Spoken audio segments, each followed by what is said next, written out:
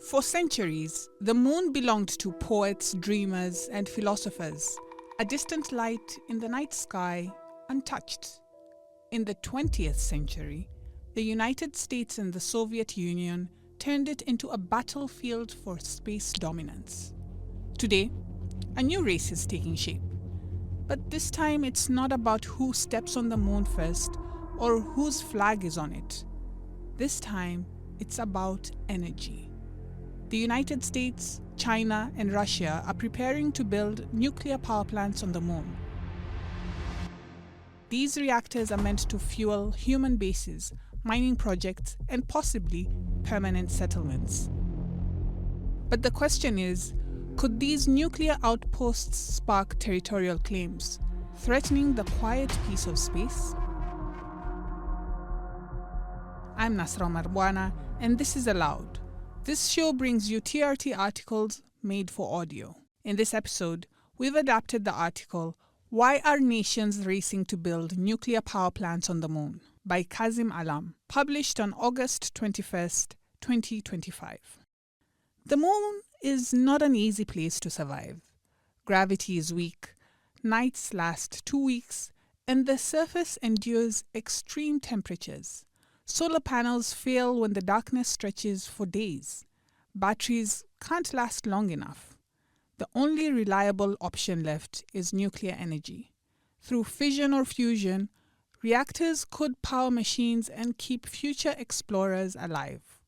It may sound like science fiction, but the idea of nuclear power on the moon is closer than most people think. Mark Sundal, director of the Global Space Law Center at Cleveland State University, explains that nuclear reactors are not just for the moon. They could power interplanetary missions as well. But the technology comes with complex political and legal questions. International space law is shaped by the 1967 Outer Space Treaty. It sets out one key rule: no country can claim ownership of the moon or any other celestial body. A.J. Link, a professor of space law at Howard University, explains that the treaty does not ban nuclear power plants. It only bans nuclear weapons. In theory, a nation may build a plant, but it cannot claim the land under it. However, history shows how things can easily go wrong.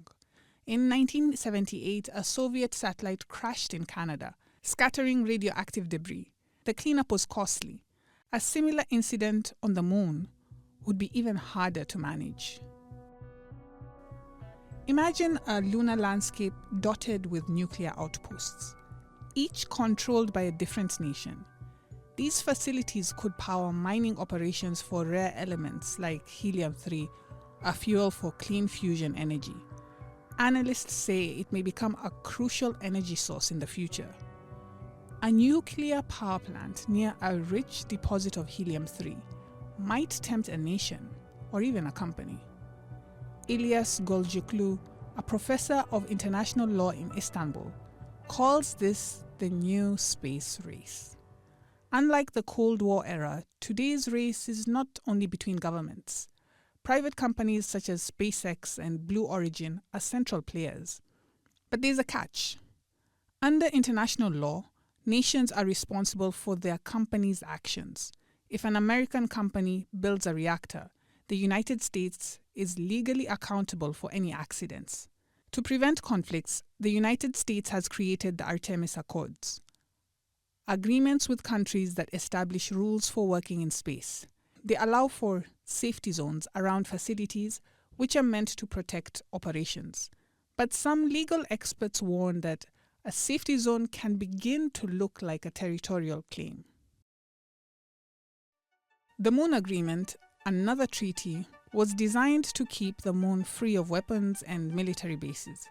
But few countries signed it, and it lacks enforcement. This raises difficult questions. Could a nuclear power plant built for civilian use also support military activity?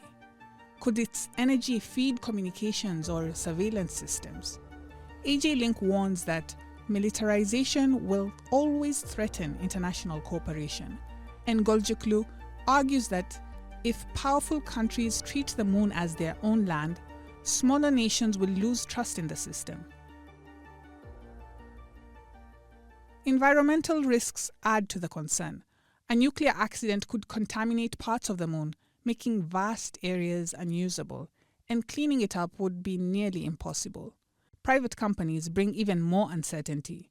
If SpaceX or another firm builds a reactor, who will ensure it meets international standards? States are supposed to oversee them, but oversight may not keep up with rapid innovation.